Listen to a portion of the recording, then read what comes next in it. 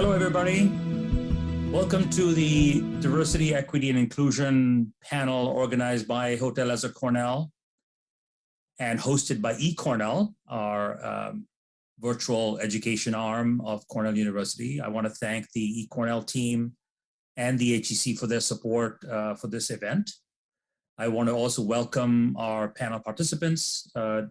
David Gordon, President of Cheesecake Factory, and Dr. James Pogue, who's going to be our diversity, equity, inclusion expert to comment on what he is advising his clients and what his clients are doing in this space. So welcome all, whatever time zone you happen to be in.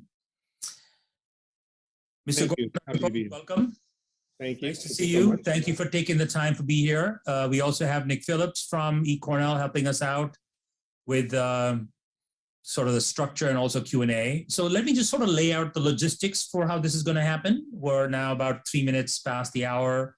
We'll go for about 40 minutes, maybe have a conversation between the three of us, talk about this topic in any which way that anybody feels sheds light on the way they think about it and what's happening, and then maybe leave the Q&A at the end. We have the eCornell team monitoring the chat for Q&A. Please send your questions in. And because some of your questions may be answered in the course of our discussion, we're going to leave this to the end, and whatever questions remain to be answered, we'll pick them up at the end. So that's the way the format's going to work. So what I thought I would do is start with just a little background. We've read your bios, very impressive bios, Mr. Gordon, Dr. Pogue. And so I thought it might be interesting for the audience to get to know you very briefly in sort of an informal way. 1 minute on kind of, where you grew up, your background, kind of what led you from where you started to where you are now. Mr. Gordon, let me let you go first. Thank you. Good morning. Good to be here today. So I grew up right here in Southern California. I'm a native Southern Californian, spent my whole life here and grew up in the San Fernando Valley, just outside of Los Angeles, and have had an extended career here at the Cheesecake Factory of going on nearly 30 years. And my entire family is still here in Southern California. I have 2 adult children that are 24 and 21. My 24-year-old son finally moved out of the house just this past week. And although my wife and I were planning to be empty nesters recently, COVID changed all of that, and our daughter is still at home. So happy to be in sunny Southern California. Really proud to be here representing the Cheesecake Factory today. We are a company that is going to be 45 years of restaurants starting next year, and have grown to over $3 billion in revenue for this coming year. And I've been here since our 7th restaurant, and been able to see us grow, not just in revenue, but also in culture and everything else that makes our company so special. So that's just a little bit about me and a little bit about Cheesecake. Full disclosure, family and I are big fans, and I also use the Cheesecake Factory in my class as an example of an exemplary organization. So thank you for all you do, and you and your team. Thank you. We appreciate it. Welcome. Let me get you to sort of just give us a little background on, what brought you to where you are today, and, a little bit on your upbringing, please. Sure. In many ways, I am a prototypical military brat. I was born outside of Washington, D.C. at Andrews Air Force Base, and then we bounced around quite a bit, but almost all of it, for me anyway, was in the U.S. Raised primarily just outside of Colorado Springs, Colorado, at Fort Carson, and then finished high school at Fort Polk in Louisiana. I then transitioned up to Grambling State University, a historically Black college in northern Louisiana, and was a member of the band there. And as for those that happen to know about banjo, these are all pseudo-military organizations, right? So that's also part of my formal upbringing, how I approach the world in a variety of ways. I was a drum major in the band there, which really thrust me into these leadership roles and positioned me to lead not just my peers, but also figure out how to lead up in terms of the band directors and other folks. So that was my introduction into leadership. That led me and drove me to think about how can I serve differently, serve better, and be of use to the world. And so I went to grad school at the University of Arizona, finished a doctorate there, and did a bit of postdoctoral work at Harvard, trying to better understand how to help leaders lead better, how help teams become better parts of what that leadership experience might be. And here recently, say in the last 7 or 8 years, spending a lot more time in the food space. It's I think, a silly thing for someone who's trying to make a significant difference to ignore the idea that the food industry employs so many wonderful people, and that they provide such an unbelievable experience for many of us that are on the client or the guest side of it. But there's so much that happens underneath. And I have the opportunity to work with dozens and dozens of food organizations and see the passion and the purpose that they have, and to be a small part of helping them to grow from this diversity, equity, and inclusion perspective. Wonderful. Thank you for that introduction. Let me give you, in all fairness, a little bit of a minute on mine, and then we'll segue into the point you just made. I think it's a nice transition into the next topic, and that is, so I was born in India. I grew up in India. I'm also a military brat. My father was artillery, and we moved every 2 to 3 years. And I finished my college in economics and decided to join the hospitality business as a management trainee first, and then as a corporate executive with a company in India, moved from there to France, lived in Paris for a couple of years, doing graduate school work and also working with a French hotel, and then moved to Virginia to get my PhD. Have been at Cornell now for 33 years. I was 10, if anybody's counting. Did some postgraduate work at Northwestern, and really have had the experience of living, working in multiple countries, multiple continents, and really sort of appreciating this amazing diversity of the planet that we all live on. So let me follow up, and Dr. Bogle, I'll put you on the spot of the next question. That is, so how does your upbringing, your background, the people you've interacted with, the things you've done, inform your viewpoint on diversity, equity, and inclusion? How do you think about that subject? Yeah, well, I start with humility, to recognize that I don't know everything, and that my job is not to tell people how to think, but to get them to understand that their upbringing, their background, professional and otherwise, informs their decision making. And that upbringing, that background builds certain biases or tears down certain biases. And there's nothing wrong with being exactly where you are. But if you want to be some other place, and that requires work. And oftentimes that work is very, very difficult for those of us that have been in one place or in one body, in one mind for a very long time, and we want to do something significantly different. It can be simple, but it can be very difficult. Sort of like saying, go outside and lift that car above your head. Very simple in terms of the equation, but very difficult to do. So I have a great deal of humility and respect for those people that sign up to start to continue to walk that journey. Second piece is that I put a lot more pressure on leaders than I do on team members. In the diversity 1.0 world, the ERGs, employee resource groups, and so on of the world, where a lot of the fire underneath the feet of leaders. But in today's marketplace, I think we can see that if it had been reversed 25, 35 years ago, we might be in a different place. So how about we do that? How about we consider putting the pressure where the people that raise their hand and say, I want to lead, where that pressure would be. Right there, squarely in front of them or in their offices, on their desk, and saying, lead us in the best possible way you know how, as it relates to this diversity business. Thank you. Mr. Gordon, growing up in Southern California, a very diverse community of all kinds, how does your background, experience, education, experience at Cheesecake Factory inform your thinking about diversity, equity, and inclusion, what it means, its role in the company? Any thoughts? I've been working in restaurants since I was 14. I think don't tell anybody that I was working at 14. Okay. But my first job was actually at a temple as a busboy doing bar and bat mitzvahs. That was my first sort of foray into being a part of people's celebrations and watching people come together and wanting to serve others, which is sort of, I believe, fundamental to what we do in the hospitality industry. We chose to be here and choose to be here because we want to serve others. And those others come from every type of background. And to your point, growing up in Southern California, certainly I was exposed to people from all sorts of backgrounds and have worked in many different restaurants in many different neighborhoods, and also have come from a family, I think my upbringing, that has always taught me to believe that everybody brings something to the table and they have their own experiences and their own background. And it's my obligation and my job to learn a little bit more about them so that I can enable them and help them to be successful in whatever it is that they want to do, and just understand them a little bit more.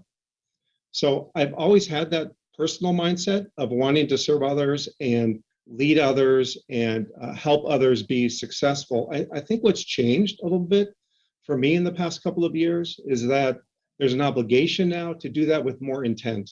I think that that's always what I've aspired to do, and companies have aspired to do, but now there needs to be a little bit more intent and action, and across all parts of the company, to actually put programs in place or to be specifically talking about diversity and inclusion with the leaders in the company. For us, the managers that are in the restaurants every single day. So I think we're at a point now. James mentioned 1.0. I think at Cheesecake, we're sort of at this 2.0 stage where we're going to be talking a little bit more about what diversity, inclusion, and for us, belonging really means at our company. How do we help somebody feel like they do belong? And then behind that, what are the programs we put in place to reinforce so that it's not just what we're saying, but it's what we're doing that's making a difference for people?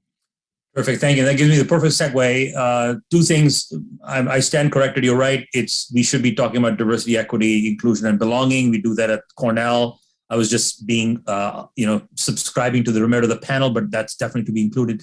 So when you think about, let me put my professorial hat on for a second here, and let's talk definitions. So when the two of you think about diversity, equity, inclusion, and belonging, how do you define briefly?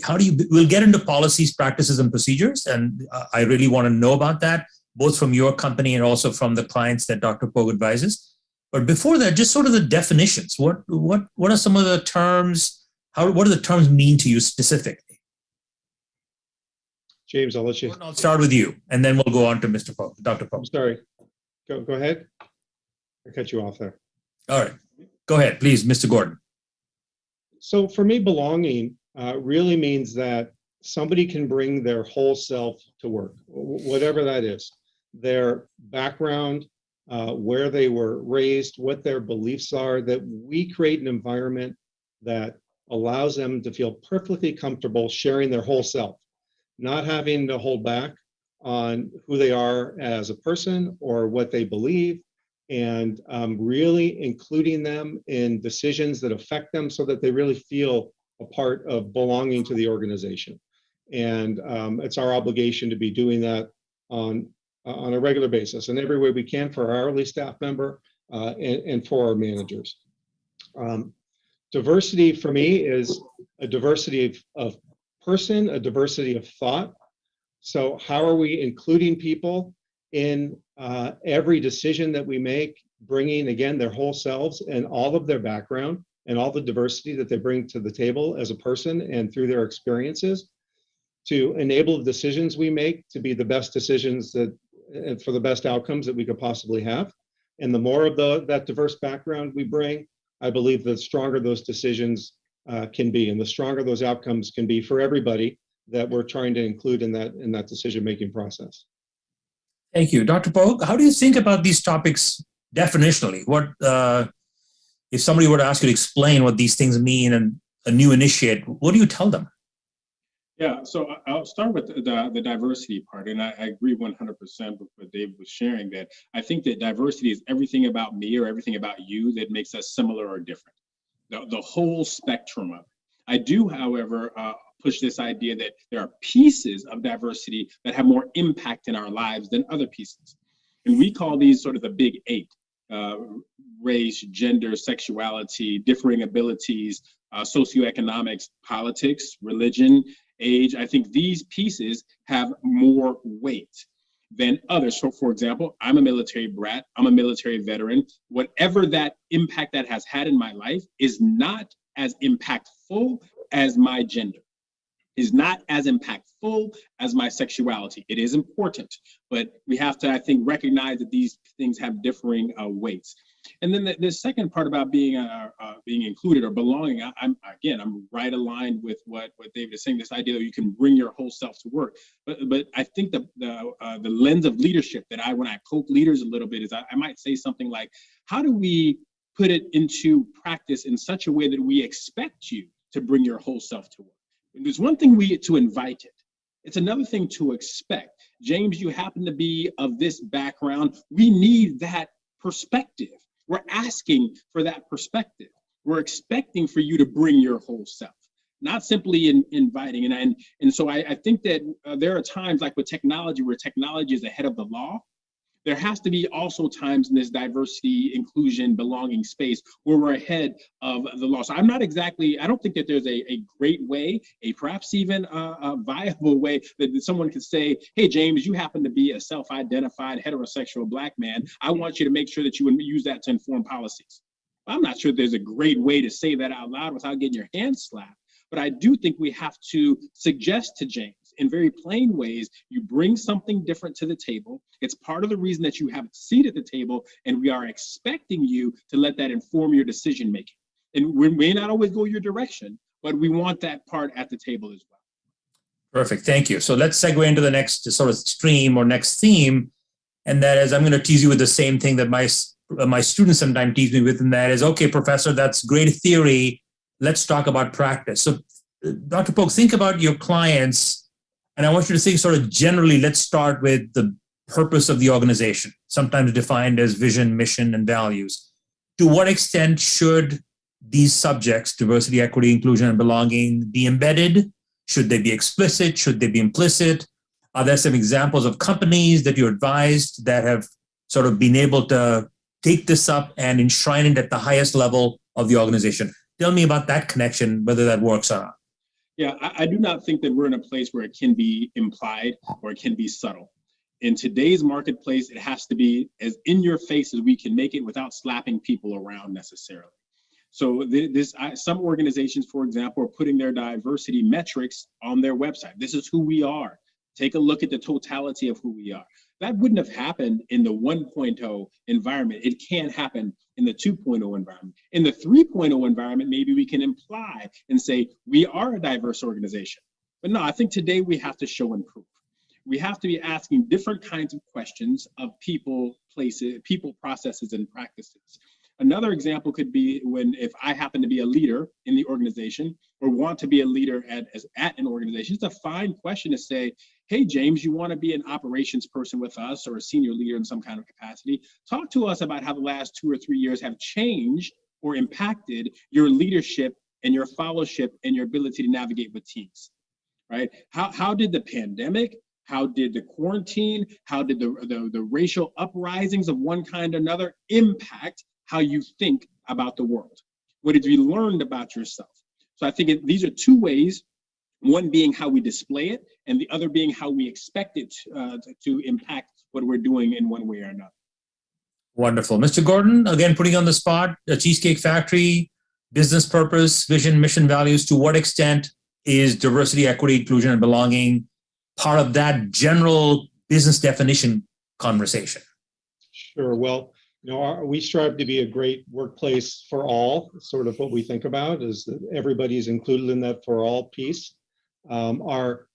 Our mission, vision, and values have always been very clear and culturally, I think, aligned with our actions. And that is we put people first in our decision making and always have, our staff, our management, and our guests. And our purpose statement specifically says that we nurture bodies, minds, hearts, and spirits. And that's why we exist as a company. We want to nurture people, whether that's our guests, again, or those that work with us. And we've been striving to do that for a long time. I think in the summer of 2020, all the events that occurred throughout that time, personally, for me, made me rethink what it is that we were specifically doing to address how people were feeling. And I think it forced us to take a hard look at ourselves and start taking more action. So a little bit of what your students are looking for. It's great that you can say that, but what are you actually doing? So we set forth with what I think has been a pretty good strategy in the middle of 24 months of COVID. It's really been a challenge to try and balance out operating our restaurants and running them smoothly and introducing perhaps more conversations and more tactics around diversity, inclusion, and belonging. Right at the onset in the summer of 2020, after George Floyd's murder, it was clear to us that we needed to talk to our staff about what had happened and see how they were feeling. So myself and our chief people officer decided to have a call with many of our African American staff members and managers just to listen to them and to see what impact it was having on them personally and to learn from them. And they shared their stories about what it meant to them and what it meant to be working at Cheesecake Factory at this time and some of their own personal experiences that they still went through every single day. And for me, it was the first time I was asking those very specific questions about how they were affected and what it meant to them to work in the company at that point in time. So it was a little bit of listening and learning and trying to understand more of where they were coming from. And from those listening sessions, we really decided that we wanted to formalize more of our efforts. So we put together a steering committee, a very diverse steering committee, to work on sustained DE&I efforts across the company. And that committee is made up of people of different races, people of different age, people of different sex, people of different job hierarchy throughout the company. So it's not just executive leaders, it's all types of people who are helping us to work through some of the training efforts that we've now put in place for all of our management in the restaurants. Some of that is around a program we call Leading an Evolving Workforce, where we spend time with our managers, again, trying to understand what DE&I means in their everyday world and how they can take time before they react to a scenario or a situation or a new person in their workspace to stop, take a breath, observe, learn about that person, and then proceed. And we also wanted to engage some external partners in this work. And we actually reached out to Dr. Pogue. He's been a great partner with us. He brought to us what he calls his no-nonsense experience, which is a group of workshops that we decided to conduct, not just with the highest level of executives in the company, but down to our field leadership teams, where they had to explore a little bit of perhaps what some of their unconscious biases were and challenge themselves to think a little more broadly about DE&I. And although, much like myself, many of them growing up in the restaurant world already believed that they had a pretty broad definition of diversity and they always include everybody, I think it opened their eyes a little bit to some of the unconscious biases that we all have all the time, and that we have to be very deliberate in understanding what they are to try and move past them and allow people to bring their whole selves to work or have a greater sense of belonging to really create that environment of being a great place to work for all. So we really have tried to institute some more formal practices throughout the organization, especially with our leadership teams, so that we're not just providing lip service to the topic, but that we are taking real action. Thank you. That gives me the perfect segue into my next theme. Let's talk metrics for a minute. We're about halfway in the discussion period, and we're about to switch to Q&A in about 15, 20 minutes. And so let me set up my theme or my next topic with an observation from the media. So I believe it was about 2 weeks ago that McDonald's announced that it is going to assign 15% of the annual compensation of its leaders on DE&I initiatives. So my question that I want to ask both you and Dr. Pogue, and that is, so let's talk about measuring, managing, and rewarding DE&I. Are there some specific measures managing this thing? And then are people's productivity and their performance judged on how well they specifically address metrics related to DE&I? Talk to me a little bit about that. And I understand work in progress. You just got the committee going. So whatever, if you have some plans in mind, that would be great too. First you and then Dr. Pogue. So for our existing leaders in the restaurants, we have started to share demographic data and metrics about who they're hiring from a diversity standpoint, along with who they're promoting from a diversity standpoint, so that they can, just as a starting point, actually physically touch and feel and see the numbers. That although they may believe that they are always searching for the most diverse workforce, appropriate diverse workforce in their hiring decisions, we have just now started to share with them what that actually looks like. What percentage of a particular restaurant may have a particular ethnic makeup, and then how much of the management team is actually also being moved forward that are more diverse. So that's something we've just started more recently. At the highest level of the company, we have always talked about our more broad ESG work and CSR work, and have performance goals built into all the executive leadership. We today don't have what you discussed, which is, I think actually Chipotle today just announced they're moving from 10 to 15% around some of their ESG goals. Not necessarily specifically around diversity, I haven't seen the details of it, but more broadly around ESG. And I would anticipate more companies, more public companies moving forward will be moving in that same direction. Dr. Pogue, before I lob the topic over to you, at the risk of going completely out of my zone of comfort and talking about something I know very little about, and that's football. I'm a soccer guy and cricket guy.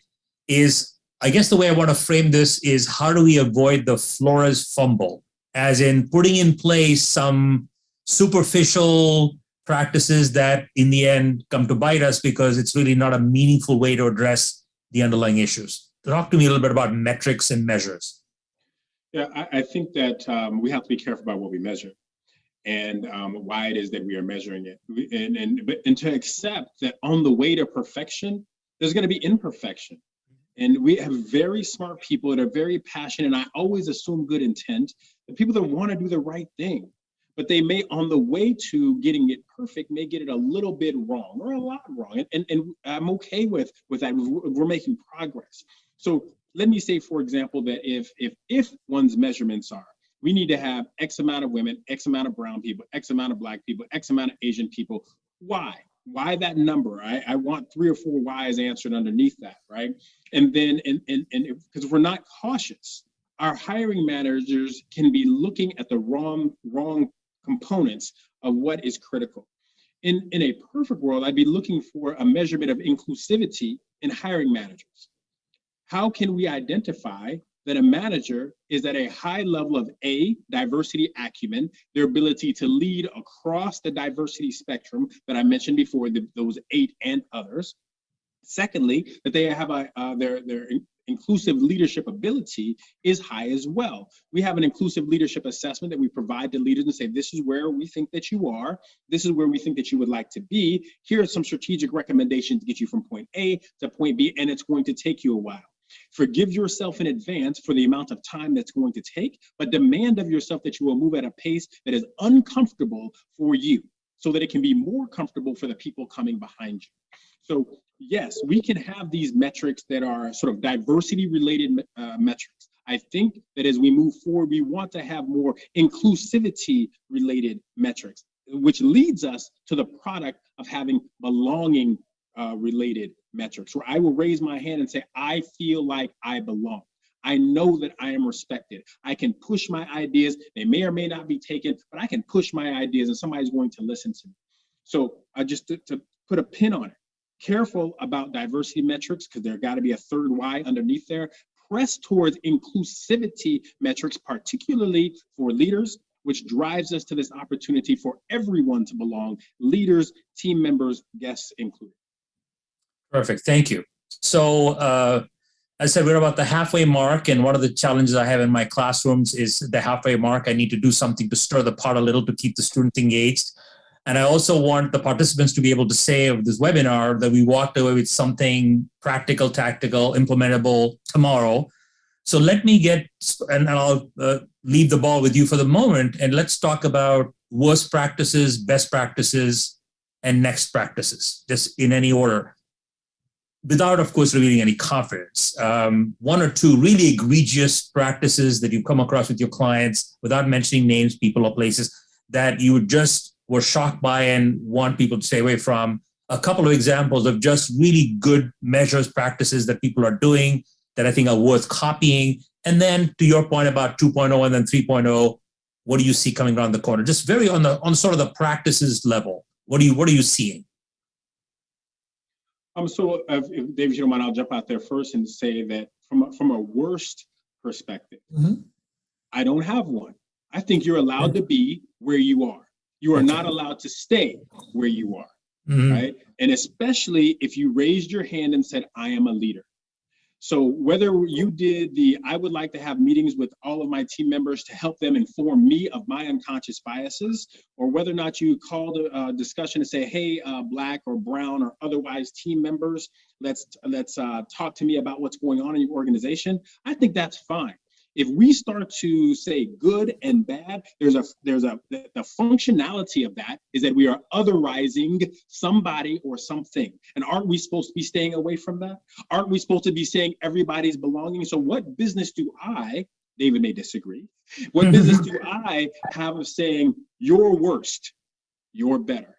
What I prefer to say is you are where you are, where would you like to go? And how fast do you want to get there? Right? And so then I, in love, will poke you in the eye with a stick and say, let's go this way. That I think is my job. In terms of the what's next. You know what, let me just jump. I'm sorry to interrupt you, but I'll take moderate. I'm going to push on that point just a little bit.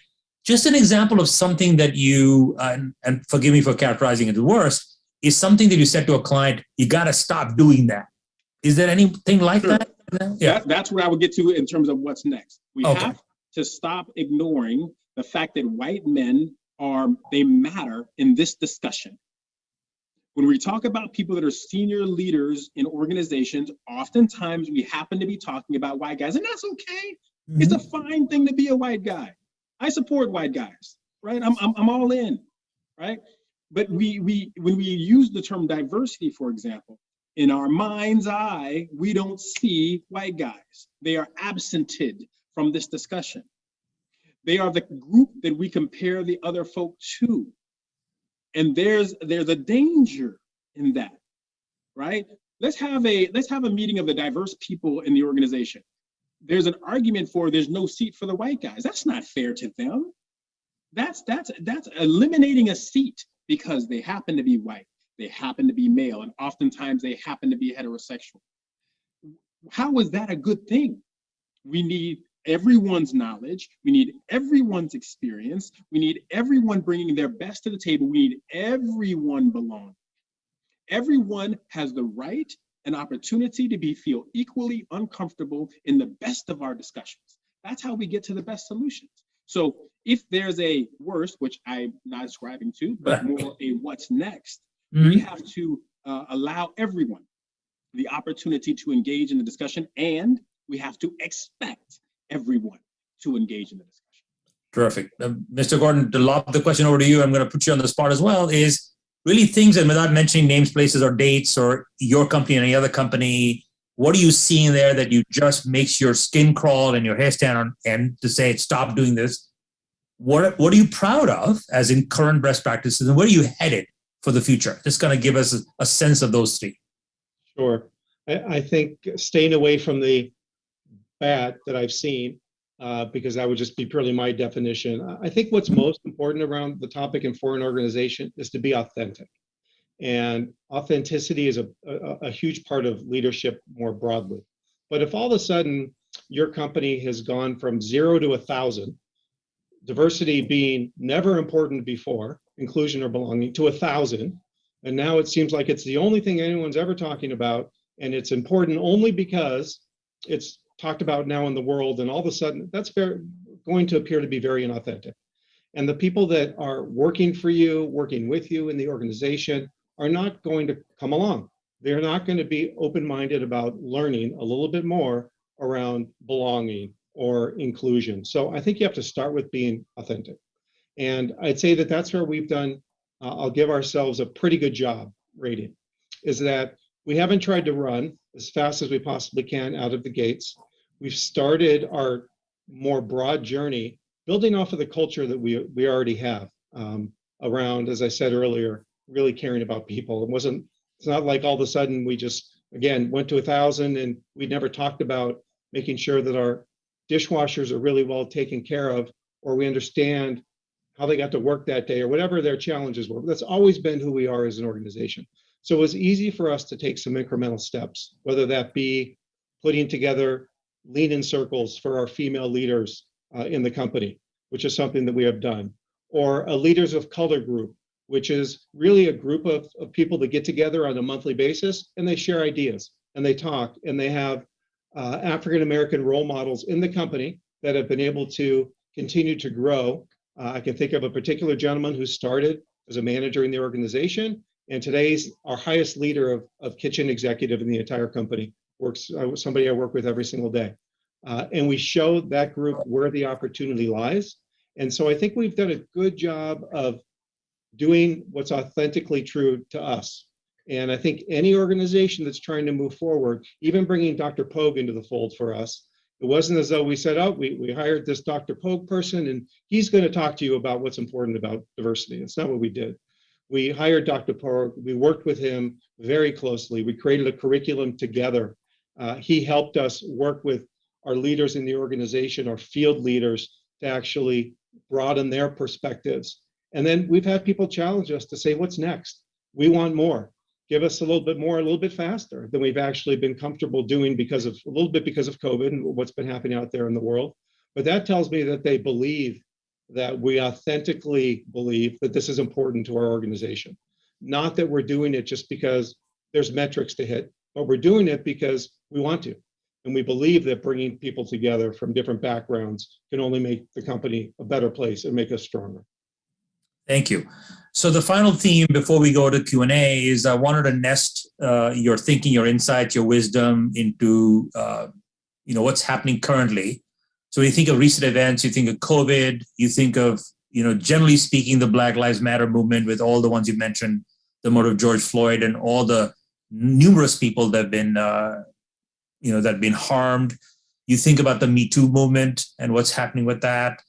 In light of these events, has the tempo within the company, leadership style, approaches changed in any way? Are you on the same trajectory? Are you accelerating things?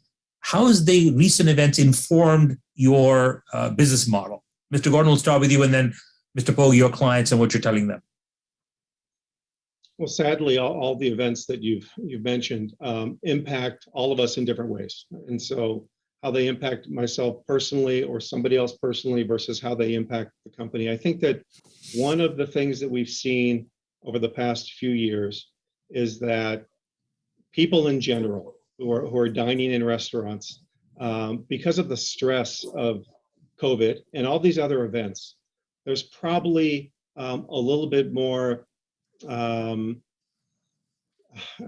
can I put this? There's probably a much faster path for things to accelerate in a negative way than my past 30 years in the restaurant business, meaning people are less patient, people are more on edge. And this goes for the people who work for us and for our guests. So we have to recognize that. We have to understand that for us, one of the things we talk about much more today is mental well-being and the mental well-being of the people that work for us, so that although each and every day they're bombarded with wherever they are with COVID or the social injustices of the world, how can we make sure we understand what their mental state is? How can we make sure we understand for our managers, we're giving them tools to be able to stop, as I said earlier, take a breath, have some self-awareness around all these elements that are going on around them, not internalize that, but feel comfortable to talk about it and have work be a place where you can actually, again, bring your best self. And that might include talking about the stresses that you're under because of COVID or because of what's happening more broadly in society today. And we want to be a place where people can bring their whole selves and feel comfortable having those conversations and arm our leaders with the ability to have those conversations, because they're not easy conversations. It's not easy to do. So we have to continue to train and develop our management teams to be a place that people want to come to have what are today harder conversations than they certainly were 25, 30 years ago, perhaps when I was working as a manager in the restaurant every day.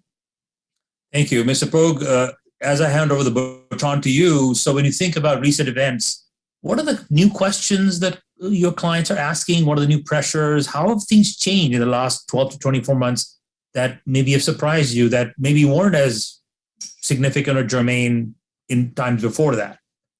Yeah, so I'll start with the questions that they ask. The questions that folks ask are similar to what they asked before, but their expectations on what they're trying to hear are different.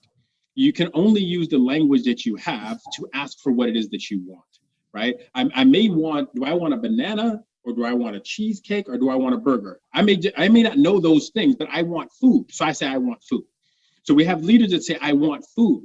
And so if I would change the lens and say, for people like me that are servicing the organizations of the world, we have to be exceptionally good at listening to what it is that they want or what they need, as opposed to what they're asking for. We have to do them the respect of asking the questions, why, where are you going, your level of authenticity, to what David was saying, what has been your path thus far, and then build out for them the better solutions for where they are, because everybody is not in the same place. Some of us were early adopters, and we were already somewhere on this path. Boom, summer of 2020 happens, and they adopt what's going on. Then we've got this late majority of folks, these organizations starting to move around and saying, okay, we saw what was happening, we already have some stuff going on, we're ready to accelerate. But there's another group that are watching, and they're waiting to see what's going on, that late majority that is still kind of, I think, kind of holding back a bit. So I would encourage the people that happen to sit on my side of the fence, the helping organizations side of the fence, to be very cautious, careful, thoughtful, respectful of the organization that we're working with. The second thing that I will say is when I'm talking to organizations is say, when you're thinking about what you want from us, am I the right partner? Right? I have been told in not so unplain ways, you're good at what you do, but we really think we might need a woman to drive this ship for us. And I think that's okay. I think it's okay. It hurts my feelings. I think I'm good at my job, but I may not be the right person at the right time to deliver this message. And if I celebrate difference, if I celebrate diversity and inclusivity, and I want everyone to belong, I have to want it so bad that I will step off of the stage for it to happen. And so I think so I go back to what I said before about humility.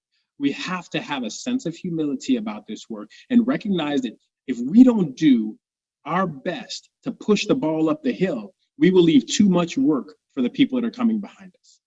So I'm fully committed, as I think many leaders are, to doing our part in good faith, not knowing what the results will be, just knowing it'll be easier for the people coming behind us. Thank you. Just doing a time check here. We're about 15 minutes from the end. It's become very clear to me, and I'm sure to you as panelists and also to the audience, that this topic, we could spend a day, a month, a year. There's a lot to uncover. And we're just sort of trying to, maybe peel one layer of this very complicated onion. And I also want to give credit to my colleague, Dr. Jamie Perry from Syracuse University, who helped me craft some of the questions. She and I are working on a research project with relation to DE&I. And so this is nice fodder for us to think more deeply about the subject. Let's jump into, I promised I would leave some time for questions and answers from the participants. So I'm going to put Nicholas Phillips here on the spot. Nick, what are you hearing? What are people asking about that the panelists might address? Any topics, questions, please? Yes, thank you, Dr. Dev. We've got a ton of questions, and I want to thank everybody for bringing in those questions. And we will be fielding your questions throughout, so please continue to throw those in the chat. I actually have a really interesting question from Megan. David and James, you spoke about working together. Megan asked, do you have any recommendations for starting successful employee resource groups? And maybe we can just have both of you speak a little bit about that. Sure. So, David, do you want me to go first, or you got it? Sure, go ahead. All right. So I think in the 0.0 or 1.0 environment, these things self-started.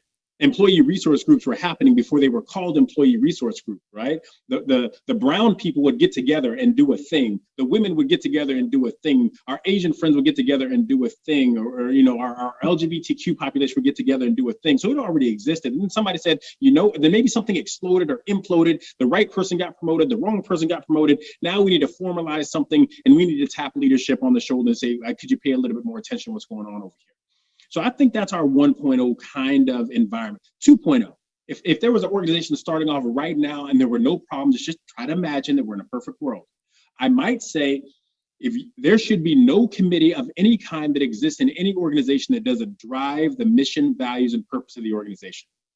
So there must be a mission or a purpose for this committee, this employee resource group that pushes the agenda of the organization. And if part of that organizational mission is belonging, all right, we're going to nestle ourselves into that space. There ought to be a structure. There ought to be some KPIs, key performance indicators that drive it, whatever the it is, right? And it ought to be populated by senior leaders in the organization that help the organizational members to understand how the organization works. Because James has only been here 3 years, 5 years, 7 years. But the organizational leader, the chief financial officer, can help me understand, help the team members understand why this ERG is going to be successful. And then we get this sort of also implied mentor-mentee relationships happening underneath. So I think that a clearer structure, key performance indicators for these groups. And then this is the tough one for many organizational leaders. What is the compensation for it? If James happens to be the leader and I'm pushing out 10, 12, 15 hours a month on this, is my compensation that, James, we know you can't perform at 100% because we're asking you to take 5% of your hours and put them over here. So when your evaluation time comes, we're going to understand that. Or we're going to still expect you to perform up here, and then we're going to give you a little something over here to say thank you for the work that you're doing. So I think that's one of the challenges sitting out there for organizational leaders: compensation, structure, key performance indicators. Treat it like it is a professional component of your organization, as opposed to an add-on and a nice to have, and that's cute when the Black folks get together and do their Black thing. I think, James, I would just add, I think it's also important that there's growth and development in those groups, that people see that as an opportunity to learn and grow. It's not just a place we're all going to get together and complain about X, Y, or Z, but there's going to be some real clear growth and development opportunities for me if I participate. I think a good place to start also is by asking, who wants to participate? Who's interested in this? Instead of a top-down approach, a bottom-up approach, as much as you possibly can for all of these things. When they're more organic and authentic, they tend to take hold in a different way than when they're just top-down driven. Mr. Gordon, I'm going to just take moderator's prerogative and piggyback just a tiny question on top of that, and picking up on what Dr. Pogue said. To what extent are the employee resource groups in your company a line item? Should they be a line item? Should they be a budgeted item? Tell me about that. Taking great care of people, period, requires resources. And whether those are financial resources or time and energy resources, which are just as important. So I would never say they're a line item. I would say that they're part of our DNA. And it's important for us to always have those types of programs in place, whether those are growth and development programs, or more specifically, funding for something that's important. Obviously, having Dr. Pogue involved in an organization required funding. But we come about it from a what's the right thing to do approach. And if it's putting people first, the money side of the equation is never going to prevent us from doing what's right. And although we serve food, people ask me all the time what makes us such a successful organization. Is it the huge menu made fresh from scratch and the beautiful restaurants? And I say it's a little bit of all of that, but it's really the people in the organization who are willing to give such discretionary effort to do what they do every day in our busy restaurants. So I don't consider it a line item. I think it's just who we are every single day, and we will always spend what's appropriate to support the people in the organization. Wonderful. Thank you. Nick, back to you. Thank you. And I actually have a great question from Mindy. She's really kind of getting at, thinking about the future and moving forward. She asked, what do you think are some of the top 5 strategies to DEI for its sustainability, or maybe top 3? So, James, I'll let you lead us off, James. Yeah. So I think that, again, my agenda has shifted towards leaders and the next person up. For the most part, the leaders in our organizations, food industry and outside of that, happen to look a certain way. And that's okay. Again, I'm fine with that. And the people that they're mentoring that would replace them, when we ask them, does the next person up look like you? More often than not, the answer is yes. Okay, so that's where strategically I am focusing my energy, so that those people can be better trained to see talent across the board. to include talent across the board, to build teams that are designed in part to question not their thinking, not only their thinking, but also their unconscious biases. The insidious beauty of unconscious biases, I don't know if I have one without help. And so we have to strategically create the environment where people can be questioned in this way. Leaders at the tops of organizations and the next person's up. So from a focus perspective, from a strategic perspective, from a drive perspective, that's where I am hanging my hat, me and the team. Mr. Gordon? I agree wholeheartedly, Okay. James. And I think in our own organization, we're trying to continue to pinpoint who those diverse leaders are, that are those role models for that next level of person to be able to say, I can get to where it is I want to go. Because that person does have the same experiences that I've had in my life.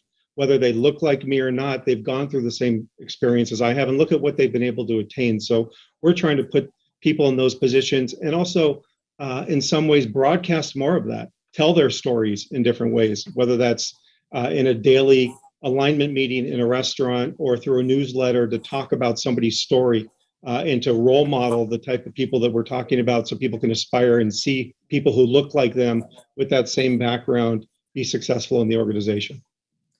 Perfect. Nick, if you don't mind, I'm going to sneak a question in here. I know we have a few minutes left before we end, and I do want to broaden, if I can, for a couple minutes, the discussion beyond just team members. So think about diversity, equity, and inclusion with respect to customers, with respect to suppliers, with respect to communities, with respect to investors. And Mr. Gordon, I'll start with you. So think about diversifying your customer base, making sure they're equally treated, making sure they're included and welcomed, being in communities where maybe different from the way you started, places where you started, investors. How do you think about that beyond employees, not just employees? Sure, it's a great question, and we have a very diverse guest base, partly driven, I think, because of our diverse menu. Right, there's something for everyone at Cheesecake Factory. So we started in Beverly Hills, thinking back to the first restaurant. Right, that certainly was a different guest to today, whether we're in Greenville or in Memphis or in Queens. Right, one of the most diversified communities in the world in Queens. We believe that our values, our core values that we teach the people that work for us are that every guest is important to us. We don't directly market to any specific guest. We want everybody to walk through the doors of a Cheesecake Factory, whether that's their age, their race, doesn't matter. Our success has been built on incredible sales volumes that we do in each restaurant because we are a very inclusive environment.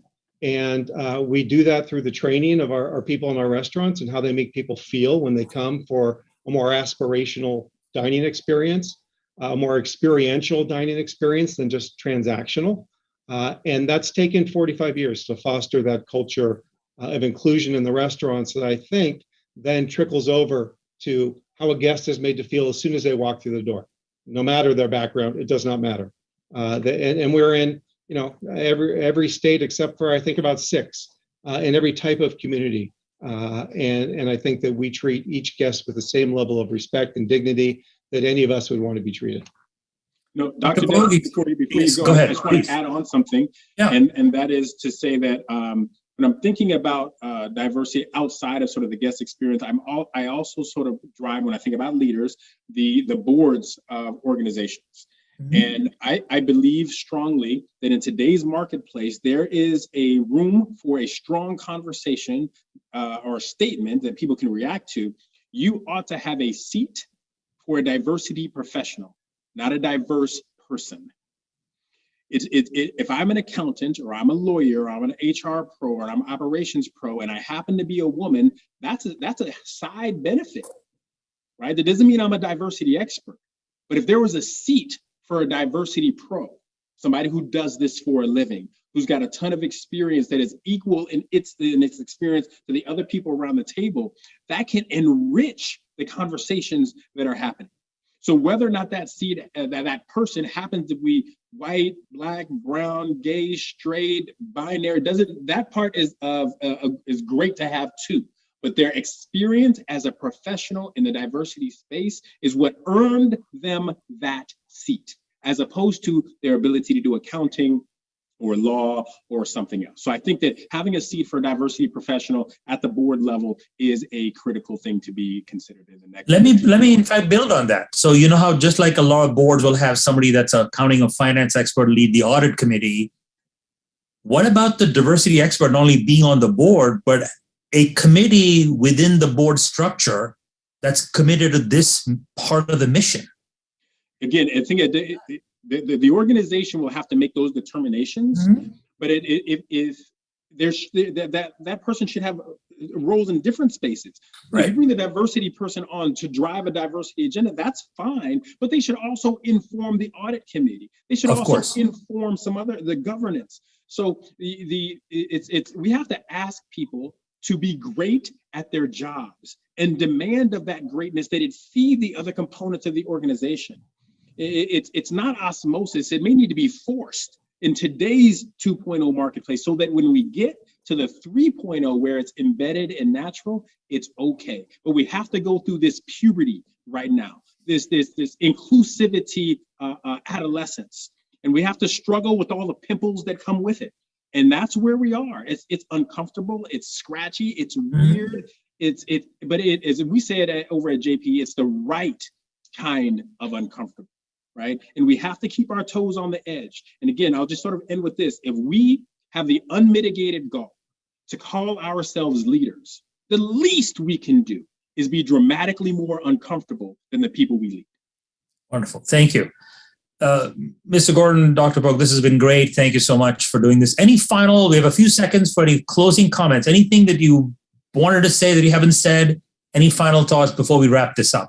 I have acknowledgements. Go ahead, Mr. Gordon. I really want to thank your students. I just, our industry, the hospitality industry, has been through a lot for the past 24 months, and we need great future leaders.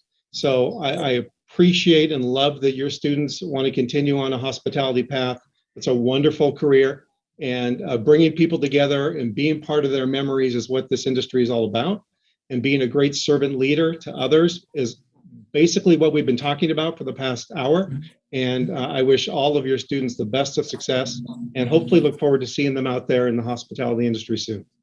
Thank you. Dr. Pogue, any closing thoughts? Sure. Quickly, I'll also say that for any of the students that are interested or anybody else, if you got a ton of talent, I think that consider Cheesecake Factory. I like them, I love them, and I think they're a great place to work. And I think they're pushing at the top of the food industry agenda to make a significant difference happen. So if this kind of thing is important to you and the food industry is important to you, I think give Cheesecake Factory more than just a head nod. The second thing that I would say is that for people like us, if you want to end up on my side of the fence, if you want to work hard and be great at this kind of work, there's room for you to do this. Whether you're going to do it on your own or partner with another organization, get out there and do your thing. Expect to be great at your job. Expect to have some wobbles every now and again. Some challenges are going to occur, and some clients are going to say, "I need more. I need better. I need deeper," and you need to deliver on that. So we need to step up to the plate, expecting to hit grand slams and home runs every time, understanding that once in a while you're going to strike out. And so just tomorrow, I'm going to have to hand off the baton to somebody else. And I need you to be there and be great at this job so that I and the Davids of the world can go and play golf and do other things. So waiting for you all to get ready, to get prepared. And in the meantime, we'll do the best we can to prepare an opportunity for you to be great at what's next. Wonderful. Thank you. On that note, I want to thank Nick Phillips and the eCornell team. Thank you guys. Many people behind the scenes to make this happen. I want to give a special shout out to Dana Burke and her team at Hotel Ezra Cornell. Many of you know Cornell Hotel School is now in its 100th year. We're celebrating our 100th anniversary this year. The world's first and best collegiate hospitality management program in the world. We're very proud to be on the team. And Hotel Ezra Cornell, the world's only hotel for a weekend, is kind of a flagship event for us. And we're actually kicking off the events that are going to happen in the next few weeks with this panel. So I want to thank Dana and her team, HEC, and also Cornell and also eCornell for putting this on. Once again, to the two of you for taking your precious time, the time and trouble and the thought for sharing your wisdom, your insight, and your good humor. Appreciate the time and the effort. Thank you so much. Thank you. All right. Be safe. Stay safe. Be well. You too. Take care. Bye-bye. Thanks. Bye-bye.